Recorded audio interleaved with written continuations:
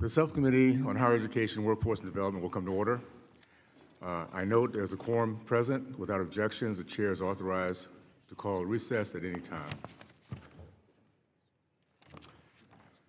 Whitewashing history, creating a conservative boogeyman, using racist dog whistles. This is what the left's accusation whenever Americans call out the toxic ideology known as diversity, equity, and inclusion, or DEI. DEI supporters promise that it will break barriers, promote opportunity, and right out historical wrongs. It is an ideology that takes its inspiration from Karl Marx, who was honest in his vision of America's historical theft. The first battleground is rewriting of history. It's a philosophical roots nourished in the seedbed of Marxism. DEI states that our surrounding social construct determines our destiny, not effort, tenacity, grit, dreams, or character, but instead our ancestry, history, and color. Demeaning and racist to its core, DEI states that based on your color, you're either an evil oppressor or hopeless, hapless, weak, and oppressed victim. It teaches that all social ills can be traced to an oppressor, a segment of people in which prejudice and hatred is always justified. We see the results in the teaching on campus colleges throughout our country where the Jewish race is placed as by Marxist professors at the very top of the oppressor spectrum. Anti-Semitism therefore runs rampant and unashamed. The vision of our educational institutions from our country's founding has been to prepare every succeeding generation to be wise stewards of our nation's commitment to become a more perfect union. Despite Supreme Court ruling against affirmative action, it appears that some universities are still playing the semantic word game with their admission processes. They are continuing to discriminate against students based on their race, but under different names. DEI adherence in these institutions continue to be a large factor in staff promotions and tenure, and continues to feed the lack of ideological diversity among faculty. Students are forced to participate in DEI programs in order to graduate. Accreditors, instead of holding institutions accountable for the student's outcome, are imposing on them DEI requirements. The most disastrous outcome of this divisive ideology is the impact it's had on low-income, underrepresented populations that Democrats claim to care about.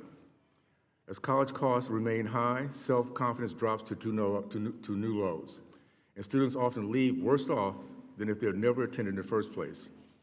In the strongholds of DEI, students are left to doubt whether their personal accomplishments are due to their merit or due to their skin color. There's no worse area for DEI than in medical education. Instead of a focus on the best medical practice for each patient, healthcare disparities are quickly blamed on their oppression. The DEI solution, therefore, to discrimination is for more discrimination, resulting in racist healthcare policies that in the real world have life and death consequences. From day one, the Trump administration has taken a strong stance against DEI, recognizing that it is contrary to America's ideals of hard work, merit, and equality.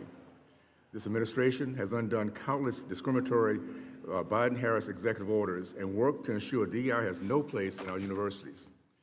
The universities who believe you can simply change the name of your DEI offices and continue to teach hatred and discrimination, as a heads up, this committee will not be silent. We owe it to the next generation to teach them that due to our American DNA, based on faith, family, the free market, education, there are always reasons to be hopeful and never hopeless. I look forward to our discussion today, and I will yield now to the ranking member. Thank you, Mr. Chairman. I want to, first of all, thank all of our witnesses for being here today. Diversity, equity, inclusion, and accessibility, DEIA. These efforts are essential to ensuring that our education system reflects the richness of our society and provides every student with the opportunity to succeed. DEIA is not about lowering standards or moving away from merit-based selection. It's about ensuring that everyone has a fair shot. Everyone is respected and feels like they belong. Historically, policies like slavery and Jim Crow laws and redlining have systemically excluded marginalized communities from equal opportunities. DEIA works to systematically include people on campuses and ensure that no one feels unwelcome. As a former college professor for 40 years, I've seen firsthand how DEIA initiatives can transform the lives of students. These programs provide students from historically marginalized backgrounds with the tools and the resources and the opportunities they need to succeed and thrive. DEIA efforts are critical to breaking down barriers, eliminating educational disparities, and ensuring that all students, regardless of their background, receive a high-quality, well-rounded education. Now, these efforts help level the playing field for students from all walks of life, from first-generation college students to those from racially diverse communities to students with disabilities and veterans and more. They are vital in creating learning environments where every student has the chance to succeed, not just a few. Every student deserves a safe, diverse, and welcoming learning environment. Now, this isn't just an ideal, it is a necessity for the future of this nation. Diversity in education, in our classrooms, our campuses, and curricula leads to better outcomes for all students. It fosters critical thinking, enriches the educational experience, and it prepares students to navigate the complex and diverse world that we live in. We cannot afford to rewrite history or roll back the progress that we've made. It's our responsibility to ensure that all Americans, no matter their race, background, or economic status, have access to opportunity to pursue a college degree and to achieve their dreams. Today, I want to just take a moment to specifically address the harmful effects these anti-DEI efforts have had on historically black colleges and universities, HBCUs. These are institutions which I hold dear. These attacks on DEIA initiatives, universities like my alma mater, North Carolina A&T, and Morgan State University, have been forced to confront the loss of millions of dollars in research funding. These losses are a direct result of federal grants and contracts that are tied to diversity, equity, inclusion, and accessibility programs being slashed or eliminated altogether. And that time may have little or nothing to do with the DEI initiatives.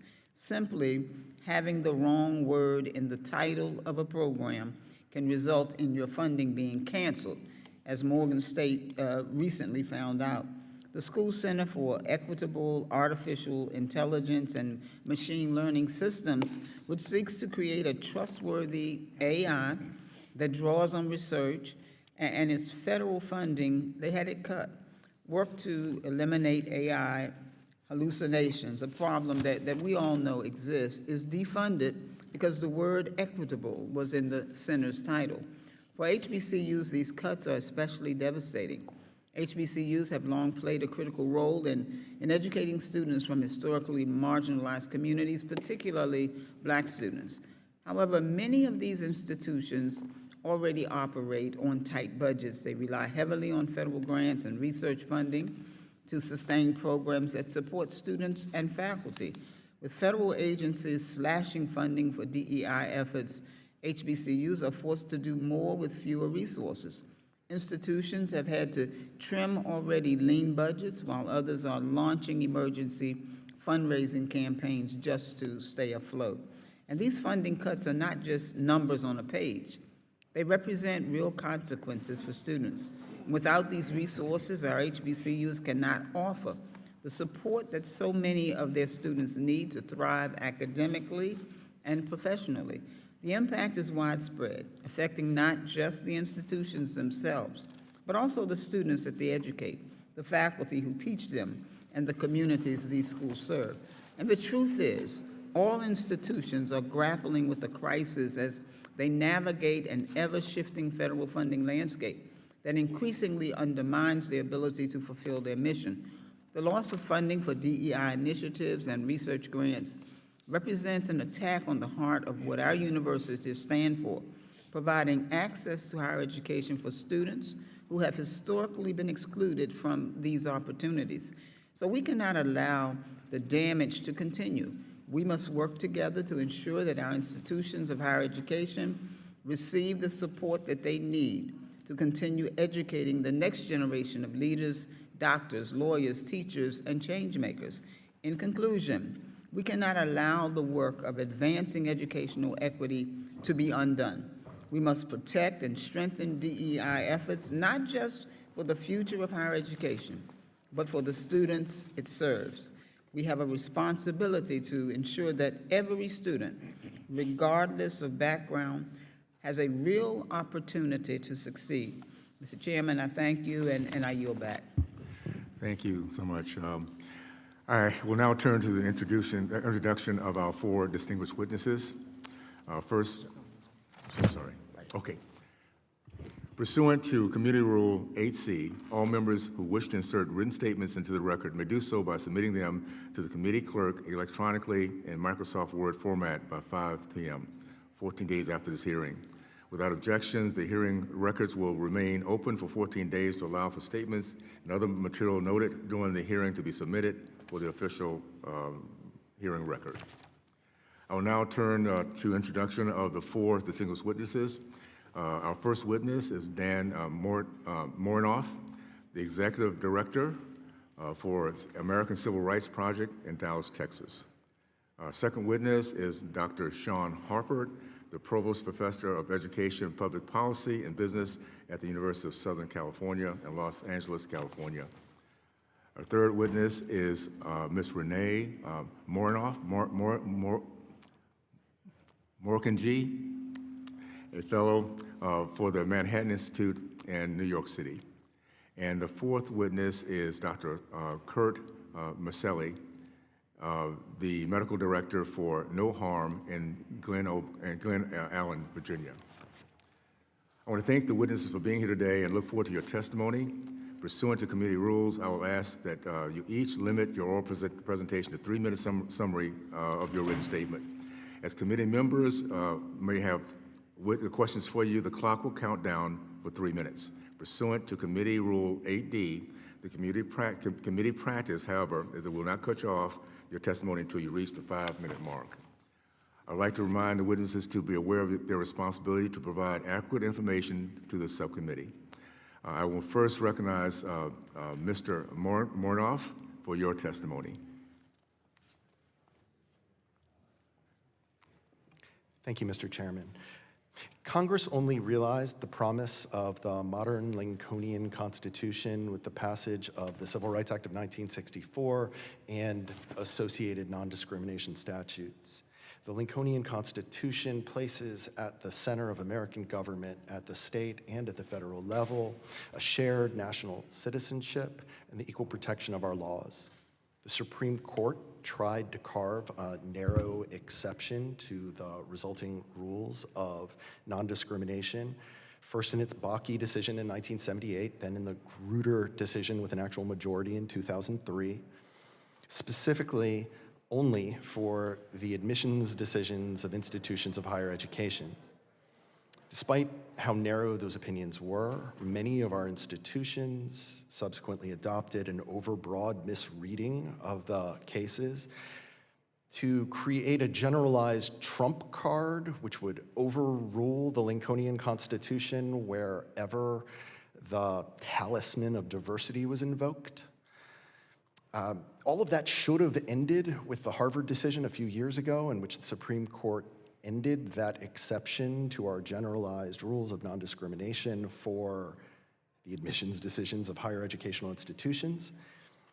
It should have, but by all appearances it didn't.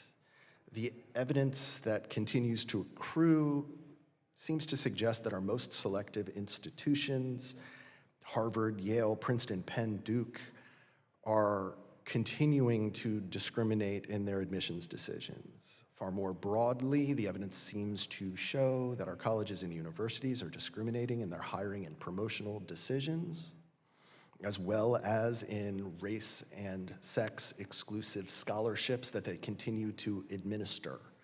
Above and beyond these institution-level problems, the federal government continues to affirmatively pay colleges and universities to violate our non-discrimination laws. The signature example here would be NIH's FIRST program, which provided funding only for hirings that would violate Title VII.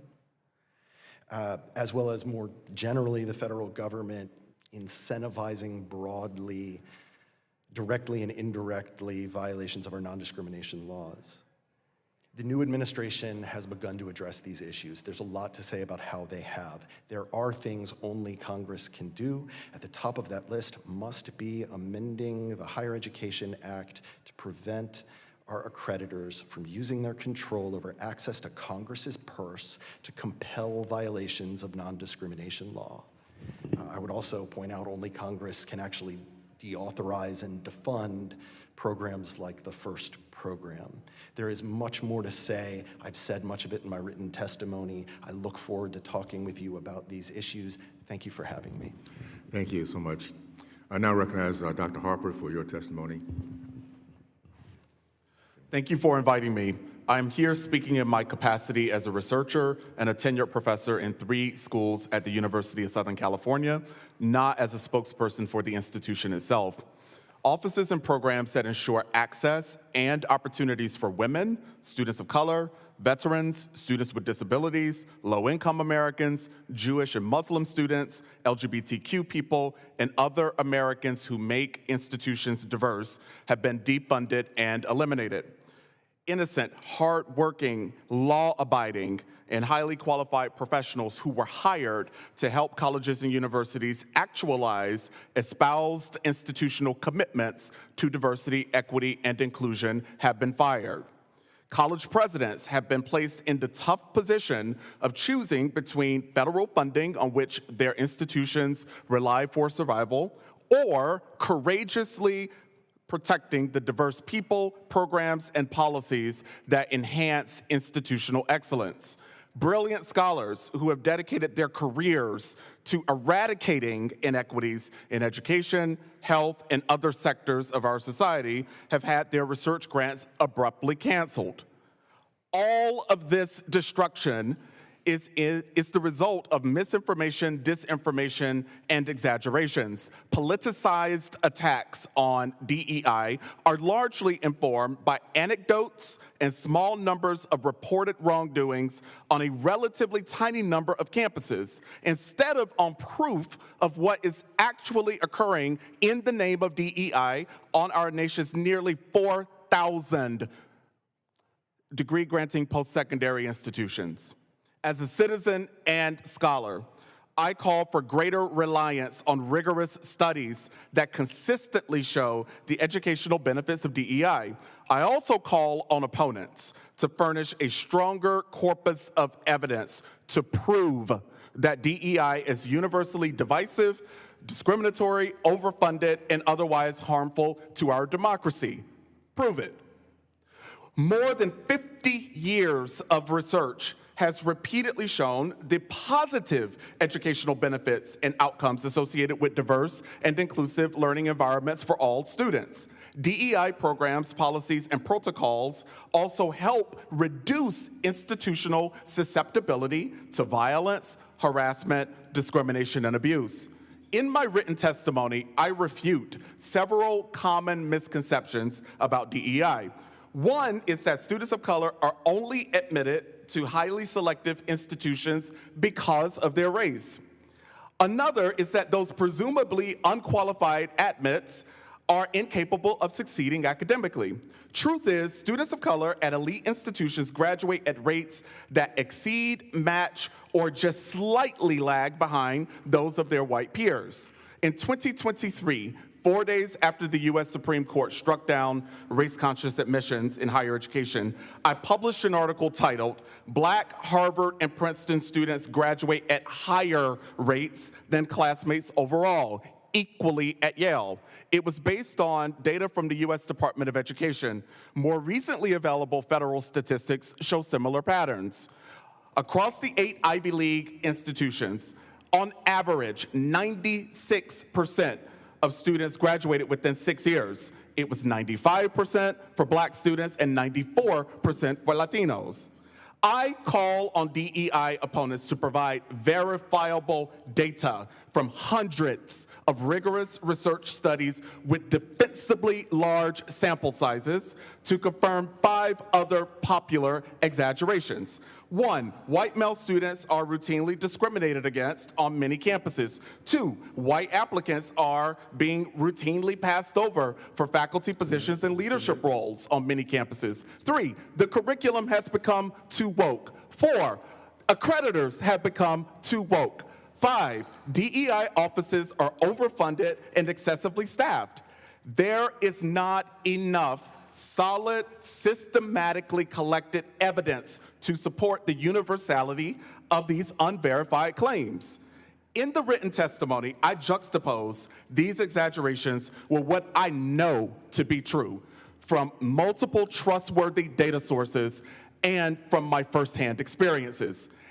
Anecdotes gathered primarily from outrageous one-off social media posts are not credible enough to declare that all DEI initiatives are harmful to higher education and our democracy. More than 5 decades of high-quality studies confirm the opposite. Thank you again. I look forward to your questions. Thank you so much. Appreciate that. Our third witness is Ms. Renee Mojigi. McCurchie. Thank you. Appreciate it. Sorry about that. Chairman Owens, Ranking Member Adams, and all other members of this distinguished body, I'd like to begin by thanking you for the opportunity to testify on an important topic and stress that all opinions expressed by me today are my own. I'm here to address the negative impacts of DEI in higher education. But before I do, I want to call attention to 2 very recent and significant developments in the history of racial preferences in the U.S. First, the Supreme Court's 2023 decision in Students for Fair Admissions versus President and Fellows of Harvard College, or SFFA, which banned the consideration of race in university admissions after 45 years. This development is important because race-conscious admissions can be understood as the foundation of the so-called diversity industrial complex in American higher education. Second, President Trump's executive order ending illegal discrimination and restoring merit-based opportunity. This executive order is important in the context of higher education because it empowers the Departments of Justice and Education to enforce SFFA and the principles of colorblindness and equal opportunity articulated therein. Unfortunately, many universities have continued to engage in illegal race-based discrimination, defying both the nation's highest court and the president. A professor at the University of Chicago Law School found, for example, that more than 2/3 of the country's top 65 universities included a diversity, identity, or adversity-related question on their application in 2024, up from 42% in 2020 and 54% in 2022. In a similar vein, an April 16th report from Parents Defending Education noted that 245 universities still have institution-wide DEI offices or programming, and that 180 colleges or schools within universities do as well. Some universities have merely renamed or rebranded their DEI offices. At Harvard, the Office for Equity, Diversity, Inclusion, and Belonging has become the Office of Community and Campus Life, headed by the university's former Chief Diversity Officer, Sherry Ann Charleston. Racial preferences and DEI programs are not only unlawful and wrong, but also profoundly harmful to students of all racial and ethnic backgrounds. First and foremost, these policies regularly villainize whites, Asian Americans, Jews, and any other group deemed privileged. A November 2024 study conducted jointly by the Network Contagion Research Institute and Rutgers University found that rather than ease racial tensions among college students, the anti-racism and anti-oppression teachings of Ibram X. Kendi and Robin DiAngelo, 2 prominent DEI scholars, increased feelings of hostility and prejudice toward dominant groups on campus. Moreover, in an amicus brief filed in SFFA, a grassroots alliance of 368 Asian small businesses and parent groups detailed the anguish that Asian high schoolers feel when applying to college because they know they will face race-based discrimination in admissions. Meanwhile, Jewish undergraduates across the U.S. have sounded the alarm on how DEI pedagogy not only excludes Jews, but actively foments anti-Semitism on their campuses. Yet, racial preferences and DEI harm underrepresented minorities too, the very group that these policies were intended to help. This is because racial preferences and DEI stigmatize their purported beneficiaries, Indeed, the possibility looms large that such programs might lead people to believe that underrepresented minorities are intellectually inferior, which is, of course, false and dangerous. There is, however, reason for hope. As of early March, 17 states have passed legislation that bans the types of racially discriminatory practices frequently affiliated with university DEI offices, such as race preferences, mandatory diversity statements in hiring, and segregated graduation ceremonies. As Chief Justice John Roberts wrote in his majority opinion in SFFA, many universities have for too long wrongly concluded that the touchstone of an individual's identity is not challenges vested, skills built, or lessons learned, but the color of their skin. Accordingly, racial preferences and DEI should be rejected, full stop. Thank you. Thank you. My last witness, Dr. Maselli, for your testimony. Chairman Owens, Ranking Member Adams, and members of the subcommittee, thank you for the opportunity to speak with you today. My name is Kurt Maselli, and I am the medical director of Do No Harm, a membership organization dedicated to keeping identity politics out of healthcare. As the son of an immigrant and a physician, I've seen firsthand how America's promise, rooted in liberty, equality, and opportunity, is being compromised by the way diversity, equity, and inclusion, or DEI, is being implemented in medicine today. What began as a well-intentioned effort to foster inclusion has devolved into an ideology that prioritizes group identity over merit. It stifles open dialogue and encourages racial division. It undermines professionalism. I've witnessed treatment teams fall apart, not due to clinical disagreements, but due to accusations rooted in DEI-fueled interpretations of identity and bias. DEI has infiltrated every level of medicine, from student admissions to guidance from prominent medical associations to licensing and professional development. Medical schools now emphasize political ideology with less time dedicated to anatomy and physiology. Accreditation bodies impose DEI requirements that promote unlawful discrimination in admissions and hiring. State licensure boards are mandating implicit bias training based on tools with no proven validity. This shift away from merit-based education and evaluation risks producing physicians who are less prepared and equipped to serve patients. Pass-fail grading systems, admission standards where merit plays a secondary role, and ideological mandates erode the high standards that once defined American medicine. Patients, regardless of race, deserve care from the most qualified doctors. The false premise driving this DEI agenda is that racial disparities in health outcomes stem from structural racism. The evidence doesn't support this.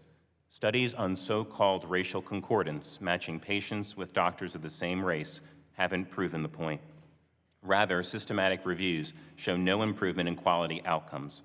Other studies on racial concordance have been debunked, yet the narrative prevails amidst the current climate. Fortunately, there is cause for optimism.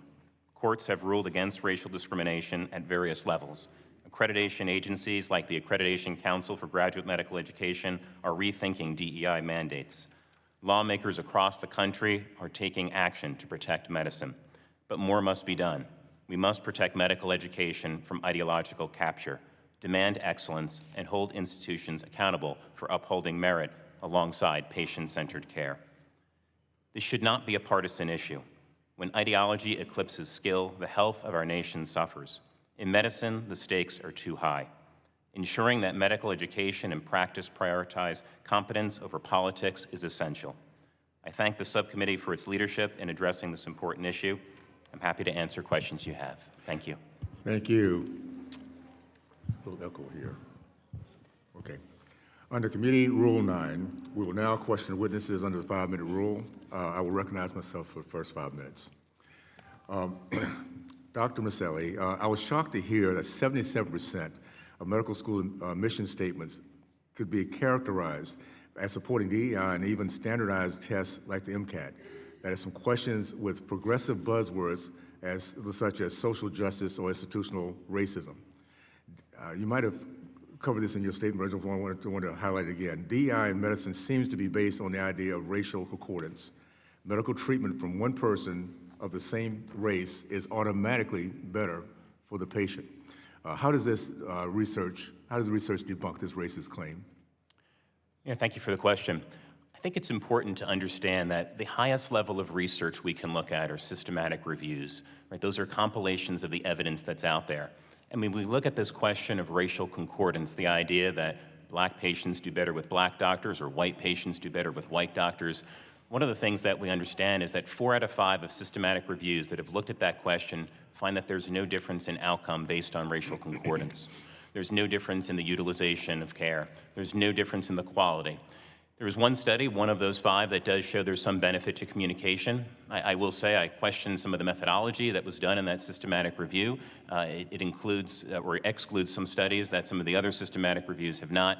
But nonetheless, there are 4 out of 5 systematic reviews that show that racial concordance does not improve quality. In fact, we also know this to be true in our hearts. We know that everybody wants the best possible care. Do No Harm actually did a survey of this and found that 88% of black individuals, when surveyed, want highly competent physicians. That's what everyone wants. It makes sense. The other thing is when we look at specific studies, when we look at, there's a study on racial concordance that comes from 2020. I believe it was Brad Greenwood and colleagues who had done that study. It looks at black doctors serving black patients, and this is in the case of babies being delivered and infant mortality, and it looks at white doctors caring for those black patients as well. And the original publication of that study had claimed that black doctors did better for black babies than white doctors.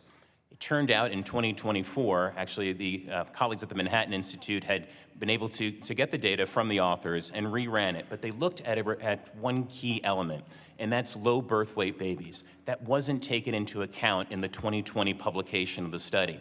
And when you look at low birth weight babies, you find that that racial concordance difference goes away completely. There is no difference whether the doctor is black or white.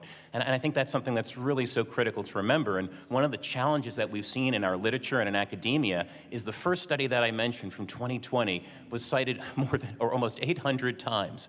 And that second study that actually shows that you really need to look at low birth weight babies was only cited less than 10 times. And this is part of the challenge in academia where, unfortunately, studies that make these claims that are just not based in the evidence when you look at it, unfortunately propagate themselves throughout the halls of academia, throughout medical associations, and the like.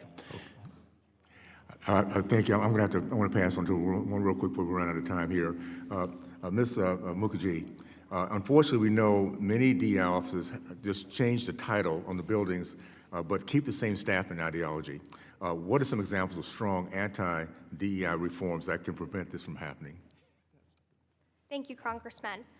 I would look to several examples of DEI legislation that many states have passed, because the key is not necessarily the name of the office as listed in state legislation in areas such as Texas or Iowa or Florida, but rather the function of the office. The function matters much more than the names. The way to combat it is in legislation to say, for example, we're not just looking to eliminate diversity, equity, and inclusion offices, but any office that engages in racially discriminatory practices such as racial preferences in admissions or hiring, mandatory diversity-affiliated statements, segregated graduation ceremonies. This was also something that President Trump took great care to do that I noticed in his executive orders. So I think any future legislation from this body or wherever else in the states geared toward eliminating diversity, equity, and inclusion offices should focus on the function of these offices and less so exclusively on the name. Thank you. Thank you. Thank you so much.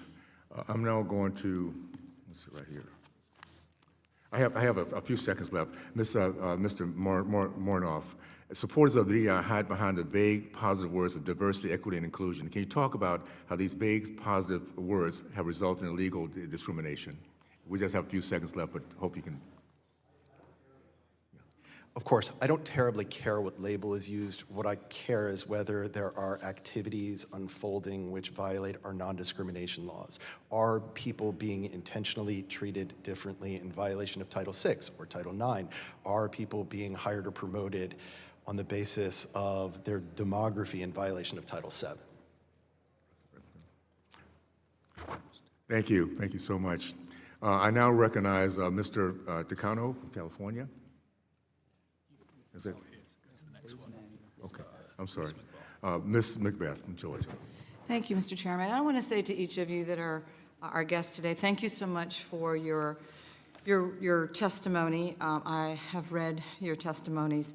I don't have any questions for you today.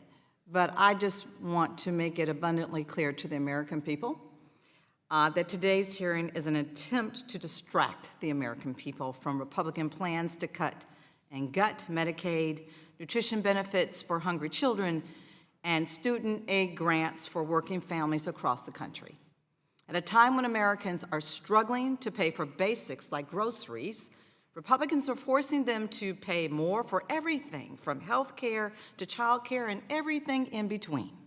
Last Friday, mismanagement by congressional Republicans and President Trump resulted in a decrease in America's credit rating, pushing mortgages and the American dream even further out of reach for millions of Americans and for their families.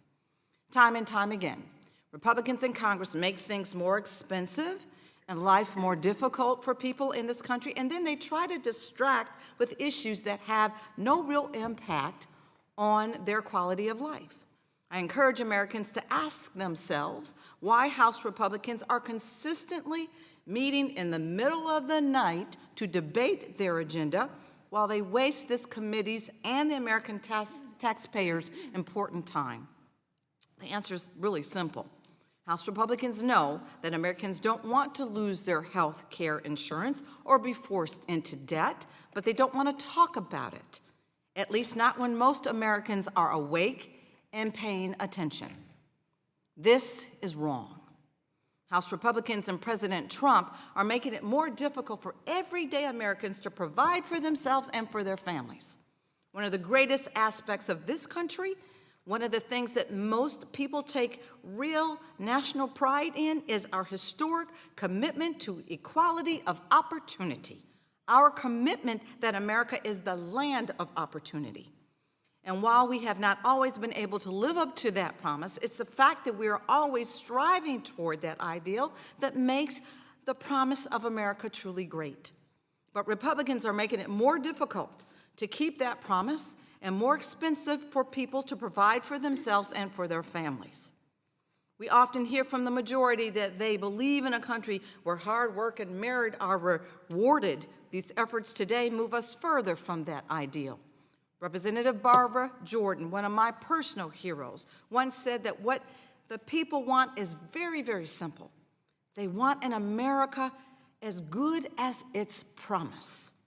And with efforts like today's hearing and the budget bill Republicans scheduled for debate in the middle of the night to hide that they're ripping away health care from 14 million people, we only get further and further away from the promise that this country offers. The American people are frustrated, and rightfully so. They're frustrated that they keep doing everything right, sometimes working multiple jobs, but still feel that they are falling behind. Now's the time for everyone who cares about equality of opportunity, for everyone who cares about how expensive everyday life has become in this country, to let Republicans in Congress know that you think their priorities are all wrong. We need just four members of the majority to stand up against these dangerous cuts that will put lives in this country at risk. The American people don't support cuts to these vital programs and won't let Republicans get away with it. I urge everyone that is in this room today and everyone that is watching on C-SPAN and across the nation, don't be deceived. Don't be deceived by what is happening here today. The Democrats will continue to stand and fight for equity and equality for everyone in this country. Everyone deserves to have access to a wonderful, quality education. And on our watch, the Democrats will not stand by and let this happen, and I yield back. Thank you. Now I'd like to recognize the chairman of the full committee, a good friend from Michigan, Ms. Walbrook. Thank you, Mr. Chairman. And let me just say, in response to my good friend and colleague from Georgia, having just come through that long Rules Committee markup, it was very clear that when the truth comes out, 77 million people asked us to do what we were doing in that very one big, beautiful bill. And when it's seen in its totality, I think that group of 77 million people will say thank you. And I think that goes along with what we're talking about today as well with DEI. Dr. Miceli, thank you for being here, and thank you for your position in promoting quality medicine, regardless. I'm very concerned about the role accreditation plays in promoting DEI in medicine. Given that accreditors are supposed to measure program quality, how do DEI accreditation standards run counter to the proper role of accreditation? Thank you for the question. Accreditation is so important. It helps set a standard throughout our medical schools, and we have nearly 200 or so medical schools in our country, 2 different accrediting bodies, one for the MD schools, one for the DO schools, and it is absolutely essential that those accreditors maintain standards. And it's important, standards in making sure that body systems are taught appropriately, and physiology and all those basic sciences. The challenge becomes when DEI becomes part of those accreditation standards. And we've seen that with the Liaison Committee on Medical Education, which is the accrediting body for the MD schools. We've seen that in terms of one of the standards that they have, and I'll just sort of read it here, and it's Standard 3.3, which requires schools to engage in ongoing systematic and focused recruitment and retention activities to achieve mission-appropriate diversity outcomes among its students. And we've seen where that has led. It is the accreditation agency that is nodding to this notion of DEI, and it is the schools that then accept it, and then these DEI programs get propagated and such. I think there is fortunately some light. The ACGME, the Accreditation Council for Graduate Medical Education, which is the accreditor for our hospitals that train residents and such, they've actually paused their enforcement of similar type standards, recognizing that it is essential for merit to be part and parcel to the education of our resident physicians who will become attending physicians who will be caring for all of us after they finish their training. And so it's essential that these accrediting bodies, all of our medical schools in this country are accredited bodies. Residents go to accredited programs. It's essential that the standards are based on merit and only merit so that we make sure that we have exceptional physicians that are out there and nothing else. Thank you. Follow-up. Many of my Democrat colleagues have complained about the cancellation of certain federal medical research grants with DEI in them. Can you share how so-called DEI research funded by the federal government does more harm than good? Thank you for the question. I think it's important to recognize what is the role of research. And the role of research really is to move us to a better tomorrow, to engage in understanding those things that we wouldn't otherwise know. And when DEI becomes part of that, it really changes the conversation. It creates an opportunity cost, I would argue, as folks sort of look to DEI as opposed to looking to the nature of the research itself. The research should be focused on merit. It should focus on being transparent. It should focus on the evidence. It should move us forward and propel us into the future. The NIH has such an important role in this aspect, just as one example. And when you look at the billions of dollars of research that are out there, I think all of us want the benefits of research on cancer. All of us want the benefits of research on Alzheimer's disease or whatever that ailment is. And I think when you start putting a political spin on it, you change the outcome that you get, and that is detrimental to the outcome that we wish for Americans. We wish for a high-quality system that promotes excellence, and we want our research to reflect that and not be beholden to ideology. Absolutely. Thank you. Mr. Mornoff, you mentioned how the narrow exception to discrimination in Grutter has been misread to apply to a range of illegal discrimination. Why has Grutter been misapplied so often? To be charitable, I think that those over-reading Grutter believed that what they wanted to do was really important, and if they could find a fig leaf to justify it, they were going to. So they grabbed language that the Supreme Court had mouthed in a very particular setting and simply pretended that it applied more broadly than it conceivably could have done. Thank you. I yield back. Thank you. I'd like to now recognize my friend from Oregon, Ms. Bonamici. Thank you, Mr. Chairman. Thank you to the ranking member, and thank you to the witnesses. I agree with Representative McBath with the question, why is this committee focusing today on attacking diversity, equity, and inclusion when there's so many issues in higher education and other fields that need urgent attention? As you heard, starting at 1 o'clock this morning in the dark of night, the House Rules Committee met to push forward not a big, beautiful reconciliation bill, but a big, bad reconciliation bill. The headline was, "Wealthy Gain, Low-Income People Lose from GOP Mega Bill." That was the news this morning. But here we are in the Higher Ed Subcommittee. So This reconciliation bill will also strip federal aid opportunities from millions of students, so maybe we should be having a hearing that convenes students and parents. Let's talk about what cutting Pell eligibility and eliminating subsidized loan programs will mean for their futures. Right now, Secretary McMahon is testifying in front of the Appropriations Committee, Labor HHS Education Subcommittee. Perhaps she should come over here and talk to this committee about how the mass layoffs and grant terminations she's leading are harming students and institutes of higher education across the country. Why are they proposing to eliminate the Department of Education? Let's ask her how the Small Business Administration is going to manage a $1.6 trillion student loan portfolio when, number one, that's not the SBA's mission, and more than 40% of the SBA staff has been laid off. That would be a good thing to talk about today. But instead, the committee majority is continuing to villainize DEI policies and programs to advance a fundamentally misguided and hypocritical narrative. I do want to point out, this is a higher education subcommittee, but there are similar threats at the K-12 level as well. As we know, this administration is trying to ban what they call DEI programs, which is essentially dictating what the schools can and can't teach, which is, as we on this committee know, not the job of the federal government. It's not within our jurisdiction, and it also infringes on state and local rights. Also, DEI is a vague term. As we know, that has been recognized in this building and in the courts. Schools would struggle to comply with the federal government mandate to ban it, and so far, after many debates on this committee about the issue, we still don't have a clear definition of what constitutes diversity, equity, and inclusion that they are trying to ban. So if my colleagues who are complaining about DEI truly cared about equality of opportunity and student civil rights, they would support the Office for Civil Rights within the Department of Education, but they've already cut the OCR staff, and many want to defund and dismantle the department entirely.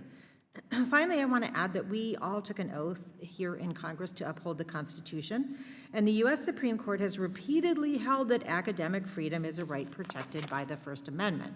Colleges and universities are places where there should be robust debate, and to muzzle topics dealing with diversity, equity, and inclusion is a ludicrous and narrow-minded restraint on free speech. Dr. Harper, I want to ask you, we know that neither Congress nor the administration has offered a clear and consistent definition of what constitutes DEI.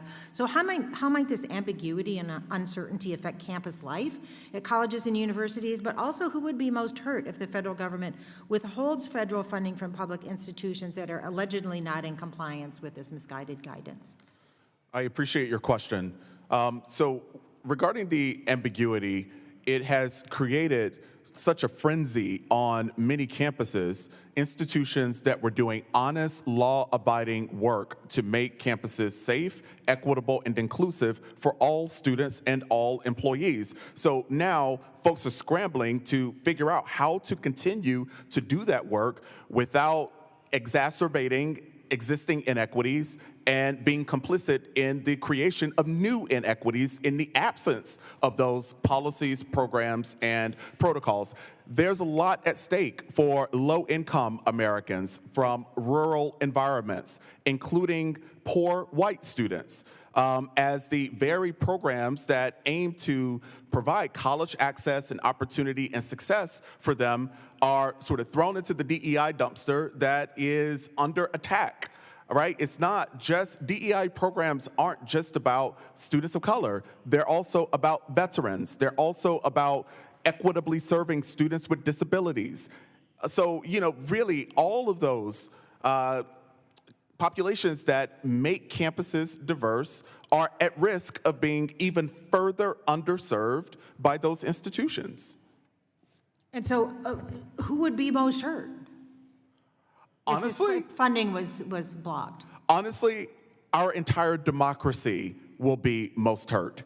I appreciate that, and I do yield back. I just want to note, sometimes it feels like somebody's going through all these things with some kind of AI or Google search for the words diversity, equity, and inclusion. I actually walked into a school recently, and they had this big exhibit for the kids called biodiversity. I said, is that okay? I don't know. So the ambiguity and this approach is completely unacceptable, and I yield back the balance of my time. Thank you. I now recognize my friend from North Carolina, Mr. Harris. Thank you, Mr. Chairman, and thank you to all of you on the panel. We apologize, several of us popping in and out, but involved in the judiciary markup at the same time. So, listen, thank the chairman for having this hearing today. This is something that I think is of great interest to a lot of people and certainly has been front and center of the news. I did have the privilege, even though I didn't hear all of the opening testimonies, to read your written testimonies that were submitted ahead of time. And Mr. Mornoff, in your written testimony, you mentioned how many institutions were continuing race-based scholarship. So I want to ask you, does Title VI of the Civil Rights Act allow institutions to maintain scholarships or other programs explicitly based on race? No. So would you agree that Congress has not only the authority, but also the responsibility to ensure that our public institutions receiving federal funds are not engaged in activities that violate civil rights law or constitutional protections? Yes. You see, I think it's clear that we need to take a long, hard look at the use of federal funds at these schools to make sure that civil rights laws are being upheld. And Mrs. Mukherjee, did I pronounce that correctly? Proponents of DEI say that a range of educational benefits can only come from a, quote, diverse student body. Do you agree with that statement? Thank you for the question, Congressman. I'd like to first point out that the educational benefits of diversity that have over time been cited in Supreme Court cases that deal with this issue, such as cross-racial understanding, the breaking down of stereotypes. The Supreme Court, that was in the Grutter decision, the Supreme Court much more recently in Students for Fair Admissions has said that such benefits can be considered broadly in the context of higher education overall as amorphous. And because they are amorphous, it's not easy to measure them. They're not measurable or subjected to judicial scrutiny. So when you're engaging in something as pernicious as discriminating on the basis of race, either in favor of certain races or in opposition to certain races, such as whites and Asians, as Supreme Court litigation has borne out, you need to make sure that these supposed benefits of diversity are specifically tied through your use of race-based discrimination, the means, and are specific to the university at hand. So for example, Harvard, Yale, UNC, Princeton would have to do their own studies showing specifically that somehow penalizing Asian American and white students in admissions has led to, for example, something like increased test scores, and they have not done so. So there are these amorphous benefits of diversity, but in order for them to be within the bounds of what is legal and viewed as legal by the Supreme Court, they have to be very specific and tied to a specific institution. Thank you. Well, thank you. In fact, you answered my second question about DEI policies that did not actually provide these benefits.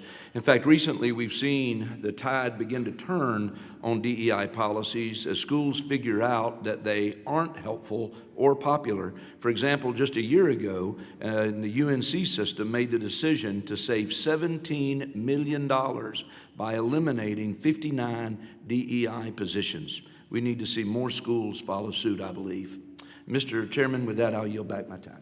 Thank you. I'd like to recognize my friend from Virginia, ranking member. I'm sorry, Mrs. Scott. Thank you, Mr. Chairman. Dr. Maselli, I'm sorry I came in late. We were at another meeting. You were indicating that you did not think DEI in research was appropriate. Is that what I got from your testimony? I believe it's important for research to really focus on generating a hypothesis, and certainly in the realm of healthcare, it's essential that we look at healthcare matters, and we look at the importance of what we can do to advance care in that regard. So I think the priority really should... So is it not important to have a diverse sample of people? In terms of pharmaceutical research, in terms of research that looks at populations, I mean, absolutely, you want to look at America to understand that. But I think when we look at DEI, that's something that's very different than what you might be saying there. Well, I'm trying to figure out what you're saying there. Right, so I would say that when you look at research that is focused specifically on driving researchers and placing them based on identity politics as opposed to merit. And we've seen that through NIH programming, whereby identity politics and looking at the research population based on their identity is prioritized. We also see that research Is it in important to 2020 have, if you're, the research population, is it important to have that diverse? I believe it's essential to have that research population intellectually diverse so that there are multiple theories and multiple thoughts that come about. It's important for us to test our hypotheses. It's important for us to make sure that there's merit, there's transparency, there's evidence that really guides the But research it's not forward. important to consider DEI in research. When DEI is a destructive and divisive ideology that splits people off and that puts people into camps, I think that aspect is really unacceptable in research. It places an ideology within the research as opposed to looking at the research itself. All right. Dr. Harper, could you say something about the benefits of diversity on campus and who benefits with the diversity? Sure, but if I might, I first want to address a fundamental misunderstanding and mischaracterization of what DEI is. It keeps being mischaracterized as this divisive thing, this divisive concept. DEI is so much more than that. It is exactly what you were just calling for, a consideration of the diversity of Americans in clinical trials and in research studies and so on to ensure that medical breakthroughs do not unintentionally have disparate effects on Americans who make America diverse. I just think that that's really important. In terms of the educational benefits of diversity and inclusion initiatives, I stand on more than 50 years of evidence, highly credible research published in my field and in others that consistently shows that all students, not just students of color, not just women, not just queer students, but all students benefit from being educated in a diverse and inclusive educational environment. And if you, can you have a diverse student body and also a merit-based student body? Absolutely. You most certainly can, right? So one other fundamental misunderstanding about diversity and inclusion is that it's an either or. Millions of students who make campuses diverse help us understand that both and are indeed achievable, right? Not hypothetically, but actually. We actually see this on campuses where, let's take Ivy League universities and our nation's most highly selective post-secondary institutions. There are students there who have proven that they absolutely can do the work. And simultaneously, they are diversifying those institutions that historically and in fact contemporarily have often excluded them. And some admission standards have a discriminatory impact, whether intentional or not, like some standardized tests. How fair is it to keep inflicting this discriminatory admission standard on people? One of the things that I find incredibly promising, I'm a person who values evidence. During the pandemic, many colleges and universities were forced, really, to put aside the standardized admissions test requirements because of all sorts of logistics throughout the pandemic. One of the things that we found is that, the quality of the student body did not decrease. Students were still able to be admitted without such a heavy reliance and over-reliance, really, on standardized test scores, be admitted and succeed academically. So I don't know why we keep going back to standardized test scores as really a single measure of deservingness for a slot in an incoming class at a highly selective institution. Have those tests been shown to have discriminatory impact? They have.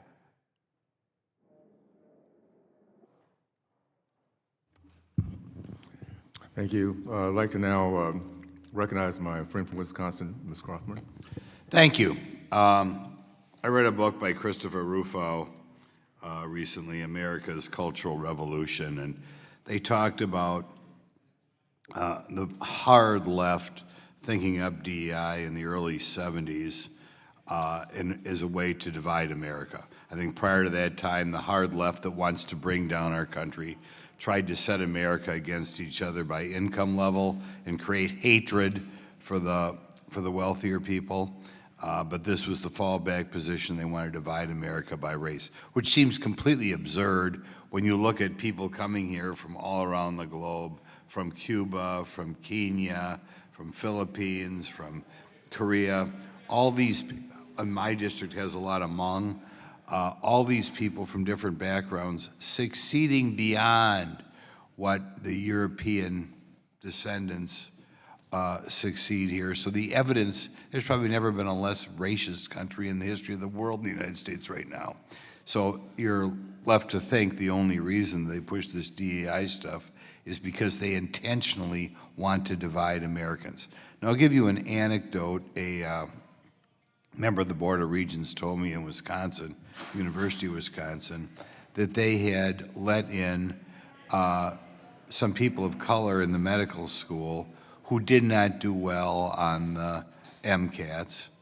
And I felt so sorry for them because apparently 3 or 4 years into medical school, you got to take a test. And these people all flunked the test. I'm sure their parents were so proud of them when they told them they were getting into medical school and my son's going to be a doctor, and they really didn't have a chance. Is this a common result of when you try to let people into colleges and universities other than merit? Is this something that you hear in other places? We'll give either one of you a chance.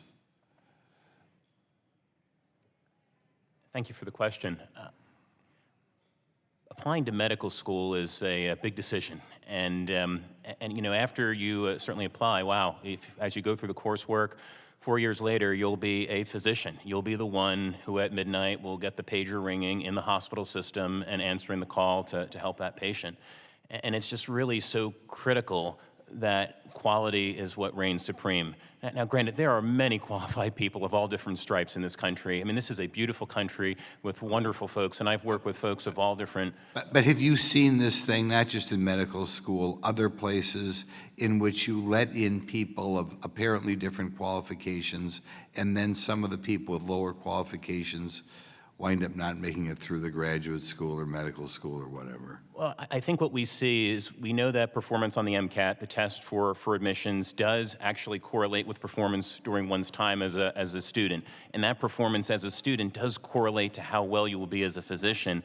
And that performance as a physician on standardized tests like the American Board of Internal Medicine does correlate with actually care delivered to Medicare beneficiaries in the hospital. So, I mean, there is a correlation to the merit that one achieves. And so we do see that it's absolutely important for folks to be qualified so that we can have the very best of quality when folks are in those hospitals and outpatient world. Okay, thank you. Ms. Mukherjee, I'll ask you a question. I guess you are what my Democrat friends would refer to a person of color. Have you experienced prejudice, or could you comment? Like I said, I think these people from all around the globe and succeed here. Do you feel you have a different viewpoint if, say, you applied to medical school because your ancestors, I take it, were from somewhere other than Europe? Do you have a whole different, where did your ancestors come from? India. India. Do you feel that the Indian viewpoint to medicine or an Indian viewpoint to architecture creates genuine diversity, or do you kind of feel like everybody else, were you raised in America? Yes, I was born and raised here. Don't you feel like just a regular American kid, or do you really feel that you bring a different whole viewpoint to things because your ancestors were from India? I really appreciate the question, Congressman, and to answer it, frankly, no, I don't. I don't want anyone to look at me or my mother or father, who both immigrated to the U.S. from India, as did my grandparents, to find opportunity here because they knew there would be much more. I don't want anyone to look at me or my story or where I am today and think that it is a result of my skin color or my family's skin color. First and foremost, I am a proud American citizen, as are my parents, my siblings, and my other relatives that are here.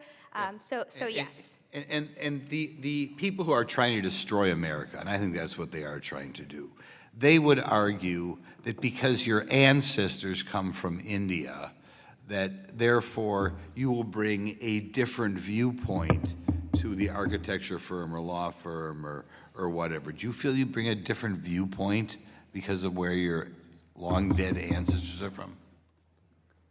No, I do not feel as though my race or my ethnicity dictates my viewpoints, and that is one of the many reasons I think racial preferences and race-conscious admissions and the diversity rationale are so fundamentally dangerous. Thank you. Thank you for being. Thank you. My friend from California, Mr. Takano. Thank you, Mr. Chairman. Thank you I want to thank all the witnesses for being here today, and I want to ask Dr. Harper, do students and faculty benefit when an institution of higher education is socioeconomically and racially diverse? Absolutely. How so? Well, for one, let's talk about research. When there is diversity represented among the researchers, people are able to bring different points of view, for sure, but they're also able to bring, different considerations for groups that otherwise would not be top of mind for researchers, and ultimately, really good researchers might produce research that ultimately has negative impacts on the forgotten about population. So it is really important to have people at the table to hold us accountable for thinking about Americans who make institutions diverse. So that's one. Secondly, this whole notion of prejudice reduction. One of the things that is irrefutable is that each of us has implicit bias. We all have it, right? But that implicit bias is reduced as we have more sustained, meaningful interactions with people from different groups. So, that helps us to not go into, say, students, right? Students don't go into the professions then reproducing sexism, racism, homophobia, transphobia, and so on, because they've had the benefit of interacting with people from those various groups when they were undergraduate students. So that ultimately has positive effects, not just on the campuses themselves, but also on our economy and on our democracy. So that's another way of saying that conversations that happen in a classroom can change prejudgments, prejudice, fixed notions we might have had about certain types of people. They have to be repeated, sustained, and high quality. So, do only racial minorities benefit from a diverse institution? Absolutely not. In fact, multiple research studies have repeatedly confirmed that white students actually benefit even more from their interactions in a diverse learning environment. Wonderful. So why might an institution want to cultivate a student body, faculty, and curriculum that intentionally includes diverse perspectives? Because that institution would not want to be responsible in sending college graduates into the world underprepared to live, learn, and work and lead diverse teams, right? I think higher education institutions really have a responsibility to ensure that students are prepared. Well, great. So the university in my district, the University of California, Riverside, UCR, is one of the most racially and ethnically diverse universities in the nation. And I'm proud to say was ranked #1 in the United States for social mobility of its graduates. A large portion of UCR students are low-income, first-generation college students, student veterans, transfer students, and/or racial minorities. University of California, Riverside's success is in part due to the robust support that these students get as they navigate college, including through the campus ethnic and gender centers, the Veterans Resource Center, and funding programs and more. Dr. Harper, what does research show about the retention, success, and graduation rates for students who have access to these types of resources? Yeah, I'm so glad you asked this question. This is one of the strongest areas of research that make, again, irrefutably clear that when campuses have those kinds of resources, that they enrich the college experience, they make the campuses safer for students who are more susceptible to violence, discrimination, harassment, and abuse. They become spaces where students can go for affirmation, they could go for a sense of belonging, so on and so forth. So those kinds of centers and spaces are critically important to the retention and success of highly qualified, academically capable college students who make campuses diverse. I was going to ask you why is it important to make those resources available to students, but you've pretty much answered that question. As a follow-up, I wonder if you wouldn't mind citing some of your resources for that research before the committee right now, since we seem to be equating a lot of anecdotal evidence from the right with robust, longitudinal, peer-reviewed study today. Sure. In the 2 seconds that we have remaining, I will just say that there are 3 books that are about this big, titled How College Affects Students. Pasquarella and Terenzini were the original authors, and Matthew Mayhew at Ohio State and his colleagues produced the 3rd volume. These are compendiums of research, peer-reviewed studies that consistently and increasingly show the educational benefits associated with diversity, equity, and inclusion in higher education. Thank you, Mr. Chairman. Yield back, and I appreciate your forbearance. Thank you so much. I'd like to now recognize my friend from Missouri, Mr. Under. Thank you, Mr. Chairman, and thank you to all the witnesses for being here today. You know, I would like to echo something that Congressman Grothman said earlier. I truly believe that the United States is one of the most fair, most equitable, least racist societies ever to exist on this earth. The progress that we have made, although we are not there perfectly in 250 years, is just overwhelming. I heard earlier from one of the Democrat members of this committee, DEI efforts level the playing field. I would submit that in many times, pernicious discrimination on race, even if you label it some sanitary condition like DEI, it's still pernicious discrimination based on race. Mr. Harper, let me ask you, is it fair to discriminate against Asian students? No. Is it fair to admit a student of different ethnicity over an Asian student who is more qualified and has better test scores? The answer categorically is no, but I will also say, what do you mean by more qualified? Are we talking just test scores? Better grades, better ACT scores, better SAT scores. You see, the research makes, again, irrefutably clear that holistic admissions that consider factors inclusive of high school GPA and test scores are important. So let me ask you, Mr. Harper, have you ever heard of a Supreme Court decision called Students for Fair Admissions v. Harvard? Of course I have. And your employer is USC? Of course it is. Are you abiding by that decision? As I mentioned in my opening remarks, I am representing myself. I am not a spokesperson for the University of Southern California. You draw a paycheck from the University of Southern California. I am not here as a representative. I know that. Do you, yes or no, draw a paycheck from the University of Southern California? Of course I do. And what is your position at the University of Southern California? I am a tenured professor in 3 schools there. Okay. So do you have any administrative position? I do not. You do not. Is USC abiding by Students for Fair Admission versus Harvard, or do people who have your opinion about these issues, are they looking for ways to get around the laws enunciated by the Harvard case? 2 things. I've come in here standing on 50 years of research.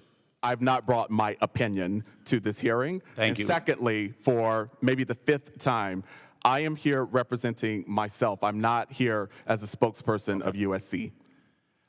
Let me read to you a quote you may have heard of, maybe you haven't. It goes something like this. I have a dream. I have a dream that someday my little children will be judged not by the color of their skin, but by the content of their character. Do you agree with that quote?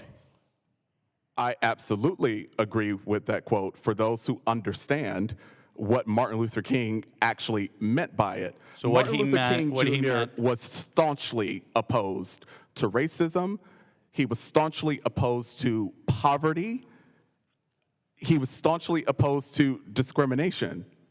So when Asian students are discriminated against and not admitted to Harvard, even though by traditional criteria, including grades, test scores, extracurricular activities, isn't that discrimination? The Supreme Court decided it was. You disagree, it seems. I don't disagree. What I am saying to you, as a person who has worked professionally in college admissions, I understand from my professional standpoint that admissions is not just about standardized test You scores. said that. So do you believe standardized tests are discriminatory? Some research. Do they have any use at all? Because there is abundant research that they correlate very well with student performance, with grades, and with graduation rates. Should standardized tests be discarded? For the record, it should be noted that that evidence is indeed mixed.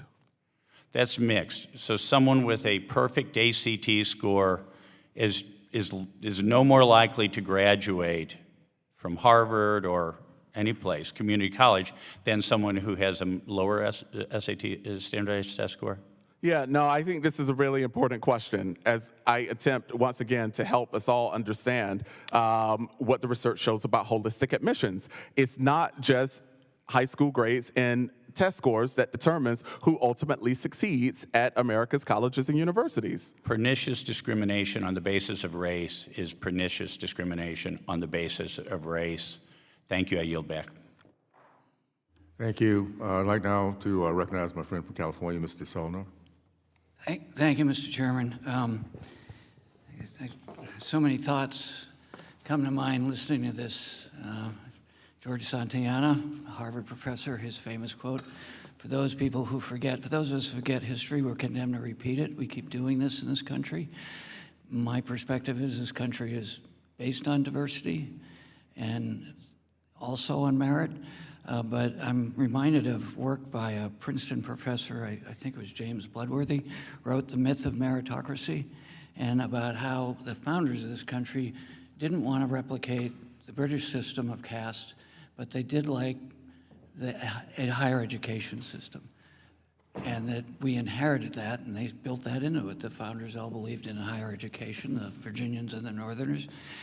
But his work is, as you can imagine by the title, is very connected to higher education. There's a myth that people who get there based on merit. And yes, there's a principle to that, but I think we delude ourselves when we think, those of us who are fortunate enough to go to college, that there isn't a reality for many Americans that not because of their merit, but because of their background, they cannot get into it. There's another book, a very steep study into who gets into Harvard and Harvard Law School and Harvard Business School called The Chosen. And clearly, 60 to 70%, 80% of the people who are chosen are based on various forms of legacy. I don't think George W. Bush would have accepted the MBA program or Yale undergraduate if it weren't for his father and his grandfather. And to Santayana's observation, for those people who think that that was all merit. Now, having said that, what America attempts to do is very hard to do. We're the largest attempt in human existence of trying to mold people from very divergent cultures and experiences into one country, which leads to our national model, e pluribus unum, out of many one. And to me, that accepts diversity, embraces it, and inclusivity and equity. I don't understand why anyone wouldn't be for that. The experiences we all bring, when they're respected and honored, create this wonderful gestalt, when it works, of us all being together and out of many, one voice. I'm reminded of my dear, dear, profoundly impactful deceased Irish Catholic Boston mother, who used to tell us about her parents' generation seeing signs in the windows, job available, Irish need not apply. Ms. Mujib, I see that you and I went to the same undergraduate Jesuit college in Worcester, Massachusetts. Yes, Holy Cross. Clarence Thomas was a senior when I was a freshman, so a lot of diversity. But my mom used to tell us these stories about how the anti-Irish, Italian, Eastern European is just another history repeating itself. And when she got older and she had moved to San Francisco, where I had moved to, and I'd go take care of her, and she would complain about her caregivers, God bless her, and she didn't like the way they looked or where they came from. And I'd say, Mom, you know, this sounds a lot like the stories you used to tell about Irish need not apply. And I say that anecdotally as my own life experience. It's one that when Americans talk about this honestly, they embrace it, and there's a certain joy to that. And to your comment, be honest about your background, I think it's wonderful, your background. I mean, having gone to Holy Cross when there weren't many people who weren't Irish Catholics going there. So I say that just as an observation, and then, Mr. Harper, I think we all want the one thing, but we approach it from different biases and perspectives. And as you said, Mr. Harper, another great book, Bias, by a Stanford professor, just talks about police bias. As somebody who represents a district just east of Oakland, when there was a lot of problems in Oakland, a lot of Black Lives Matter started there. And as a response to historical inequality, if you ask me, and as a white male of somewhat privilege, I feel like what's wrong with diversity? I actually embrace it. I think it's better for the country. So I want to talk about one particular population that's dear to my heart, briefly, the disabled community. The Medicaid cuts are going to devastate them.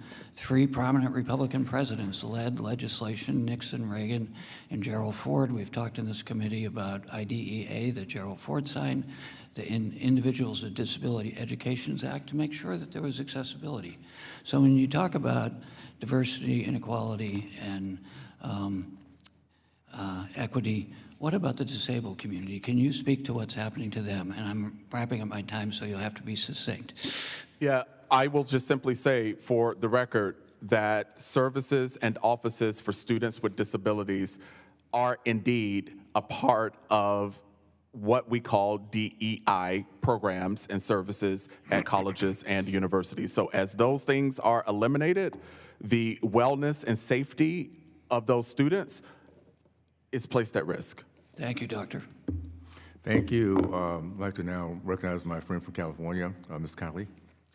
Thank you, Mr. Chair, and I'm glad the Democrat minority in the committee has chosen a witness from my home state of California, because California has actually led the way, in a sense, when it comes to the principles of equality before the law and non-discrimination that this hearing seeks to advance. California does not always lead in the best ways, but in this way, it actually did in 1996. California voters passed Proposition 209, enshrining the principles of equality before the law and non-discrimination into our Constitution. Now, of course, these principles are deeply rooted in our national identity. They are famously articulated in our Declaration of Independence. At the most important moments of our history, when our country has been propelled forward, we've reaffirmed our commitment to those principles, as with passage of the 14th Amendment, the Civil Rights Movement, and other important moments in our history. And so California had a moment of that nature in 1996. It passed Prop 209, which states simply as follows: the state shall not discriminate against or grant preferential treatment to any individual or group on the basis of race, sex, color, ethnicity, or national origin in the operation of public employment, public education, or public contracting. Now, that became part of our Constitution in 1996, and yet, just a few years ago, in 2020, the California supermajority legislature decided that it was time to overthrow these principles of equal opportunity, equality before the law, and non-discrimination.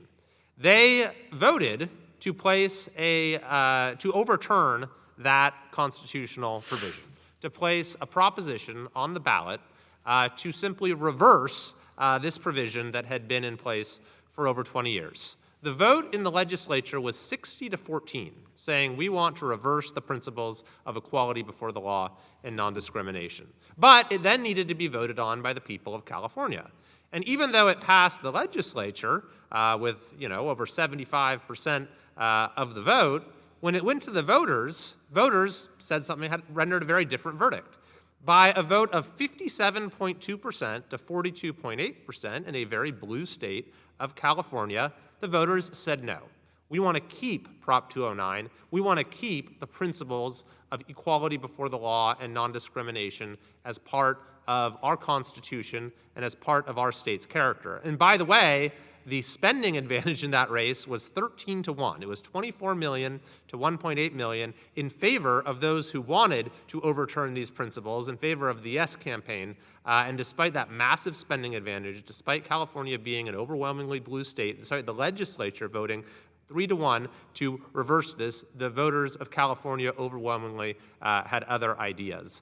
So Ms. Mukherjee, what does it tell you that there's this enormous disconnect between the people of this country and the politicians and perhaps those who are in charge at universities? Thank you, Congressman. Decades of public opinion published by outlets such as Gallup has shown, and that I have documented in my own research, show that consistently Americans in their totality as a group and individual racial groups oppose the use of racial preference, especially in university admissions. When Pew Research Center conducted a poll in the aftermath of Students for Fair Admissions, a majority, again, of Americans and a majority of Asians, whites, Latinos, and Black Americans all said that they oppose the consideration of race in university admissions. It's extremely unpopular. It has been consistently. To your point about how there seems to be a discrepancy between politicians and elites in our society and what the American people want, I actually conducted a study where I looked at all of the amicus briefs submitted in the Students for Fair Admissions case, and I found that while every single legacy Asian American group submitted a brief in support of affirmative action, a policy that has been shown to penalize Asians, their constituents, the 4 grassroots parent organizations said, no, we don't support affirmative action. So you are absolutely right that the American public opposes this policy and that there is a disconnect between our elites and what the people actually want. Thank you. Thanks very much. I agree, but I think that the will of the people is ascendant, and we're at a moment where we have a chance to really vindicate those founding principles once again that have been so vital to us becoming the greatest country in the world. Thank you, Mr. Chair. Appreciate you calling this hearing. I yield back. Thank you so much. Now I'd like to recognize the ranking member from North Carolina, Ms. Adams. Thank you, Mr. Chairman, and let me thank the witnesses, but it's been a little frustrating for me listening to a number of the things that have been said. But let me just, I hope I didn't hear references made to the fact that if you are a member of a diverse group, whether it's African American or Asian, Hispanic, et cetera, that you don't represent excellence. I really resent that. But let me begin by saying that the pursuit of excellence and the pursuit of equity are not mutually exclusive. In fact, I would argue that they're inseparable, because DEI, for me, and as it should be for all of us, represents diversity, excellence, and inclusion. As I have been a college professor for 40 years, I tell you, I've seen firsthand the talent, that talent is everywhere, but opportunity is not.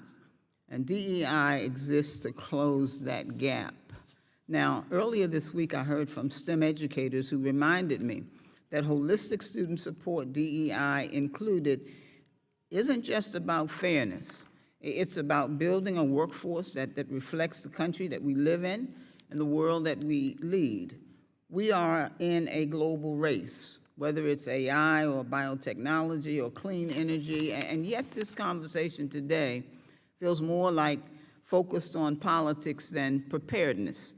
And we should be asking, are our students ready for the world ahead? Are our institutions creating pathways for all of them to succeed? So let me just turn to you, Dr. Harper. Today's hearing is titled Restoring Excellence, but it implies that previous systems before DEI was somehow more effective or fairer. So I'd like to explore that with you. Yes or no? Have students across all communities historically received the same access to high-quality educational opportunities regardless of zip code? No, they have not. All right. Yes or no? Have all educators had the same level of training and resources to deliver those opportunities? No, they have not. All right. And finally, do traditional markers like GPAs and resumes always predict who becomes the strongest leader in the workforce? Or have you seen individuals from non-traditional backgrounds like mine outperform once given the opportunity? No to the first part and absolutely to the second. Okay. So this committee hears a lot about workforce readiness, but what we often don't hear is what employers are demanding, especially the Fortune 500. More than 90% of Fortune 500 companies have some form of DEI strategy. They do it not because it's trendy, but because it works. So my question, Dr. Harper, is how do DEI programs align with what the modern workforce is demanding from our higher education institutions?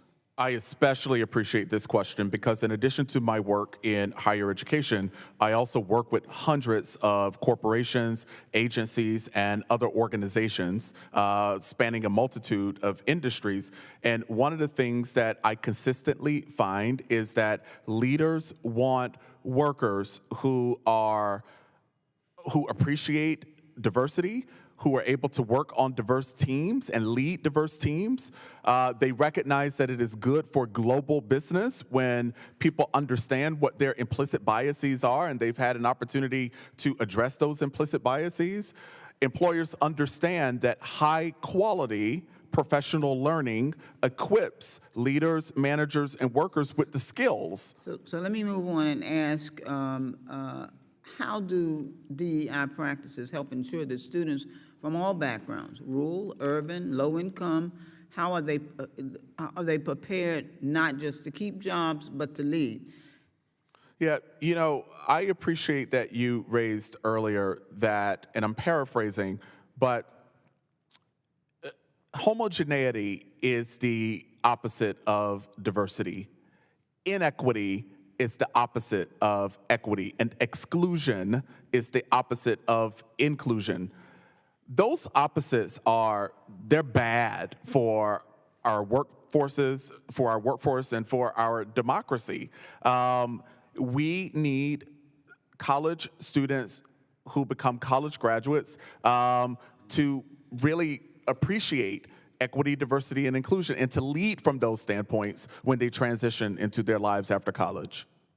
So finally, DEI efforts, some people claim, are no longer necessary, that we've evolved past the need for intentional inclusion. I disagree with that. I've spent a lifetime in education, and I know that students today still face barriers that data alone cannot explain. I yield back. Thank you so much. Okay, well, we'll move on to our closing remarks. I'd like to recognize Ms. Adams for her closing remarks. Thank you, Mr. Chairman. Thank you once again to our witnesses for speaking with us today. And so as we conclude today's hearing, I want to leave this committee with this one message.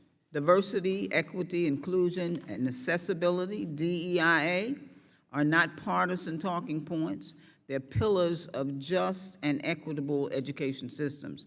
And so we've heard today about the devastating impact that the rollback of DEI initiatives has had, especially on institutions like historically black colleges and universities, HBCUs. But these schools are not just academic institutions, they are lifelines for communities that have been denied equal opportunity for far too long.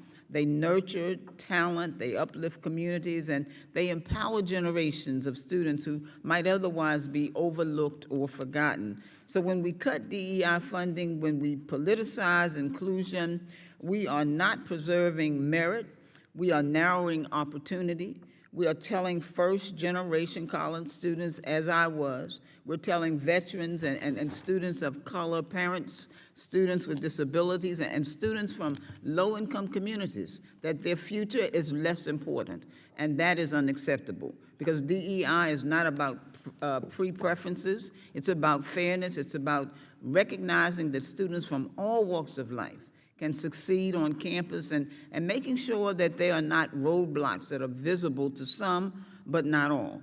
It's about ensuring that every student has a real shot at success, that regardless of your zip code that you grew up in or the color of your skin. And it's not just the right thing to do, it's the smart thing to do.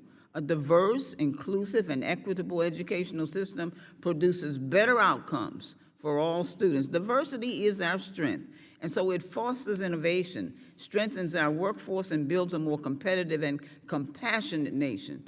The future of our country depends on how we invest in the next generation, and that includes standing by our institutions, protecting DEI programs, and pushing back against efforts that will drag us backwards. I thank you, and Mr. Chairman, I yield back.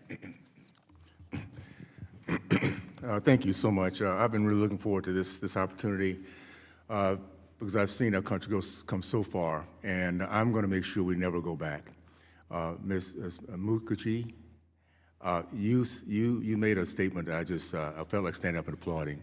When talking about your parents, yourself, that you never want to be looked at because of your color, to be given respect for what you've done in life.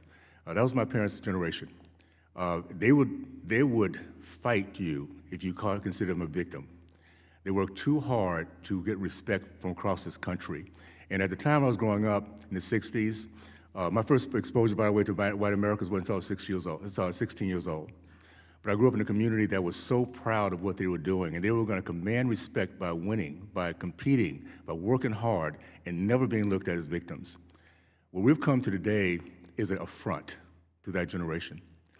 We're now saying instead of us going out and competing, because of my color, I want to get a 10-yard head start or a 100-yard head start. That is not America.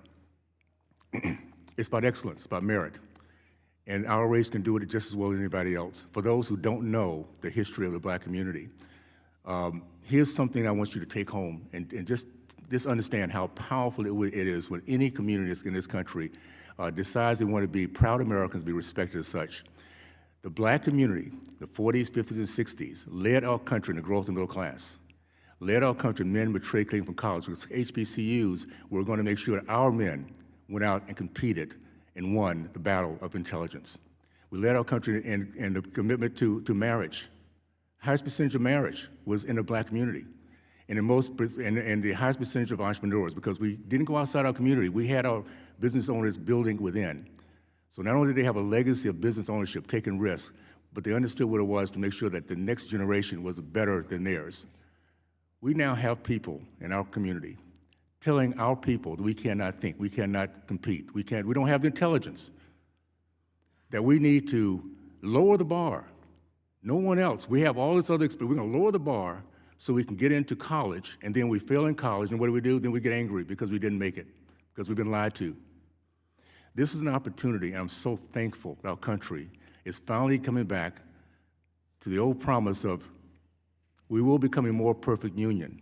And we do that by looking at character, by what we have inside, by our tenacity, by our dream power, overcoming and becoming a better people. That's what's always made our country what it is. And that's not a color line, by the way. You look at every community that has that same grit, that same passion, you find successful people going through the process and reaching back, and this is the message of America. It's not about the struggle, it's what we do with the struggle. The message is, if I can do it, you can do it. The message is not, you can't do it because you're black. You can't do it because you had slavery in your background. America is a place of promises of hope. And if we can't, as adults, give our kids hope, we are failing them big time. So I'm so thankful that we're getting rid of this racist DEI mess. I don't want to be judged by my color, guys. Somebody comes to me and says, and by the way, that happened in my lifetime. I was the third black to go to the University of Miami. I was the fourth black to go in high school, to integrate this high school. I know what it is to be told that I cannot become a marine biologist because of my color. I was told that. They had no idea what my grades were, I had no idea what my background was. I was told I could not succeed because I was black. And it's time for us to stop this process of putting our race down intellectually. By the way, when was the last time DEI was put on the sports field? When was the last time we ever had a football team or basketball say, we're gonna do DEI here? We don't do that. Because blacks have always been looked at as being very had physical prowess. The hit was we could not do it intellectually. And last little thought, when you ever go back to see Martin Luther King's demonstration days, by the way, I participated in one when I was 12 years old. Check this out. Notice the white shirt, the dark tie, the dress shoes. Notice the articulation of the speakers. Notice that no matter what they said or what they did, they held tight to the principle of nonviolence, because they want to show Americans that we were confident, we were articulate, that we controlled our emotions, and we deserved and we commanded respect. That was what Martin Luther King was all about. It was, yes, it was Jim Crow laws, but it's also respect as equals that black Americans had to other people. We've come so far, and we're not going back. Last thought. I grew up in the 60s, as I mentioned. My family today represents black, Hispanic, American Indian, Trinidadian. My grandkids call each other cousins. If we ever found in my family the DEI thought process, I know that somebody's failing them big time, and it will not be their parents. They look at each other from inside out, not outside in. They love each other because they're family. That's what the American concept is all about. So let's continue to get this racist cancer out of our system. Thankful that President Trump and his team is doing what they're doing, getting rid of us, guys. Let's get back to merit. Man up, stand up, women up, do your very best, compete, win, and then tell other people, if I can do it, you can do it. With that, I'd like to thank our witnesses again for taking the time to testify before the subcommittee today. Without objection, there's no further business. The subcommittee stands adjourned. Thank you so much.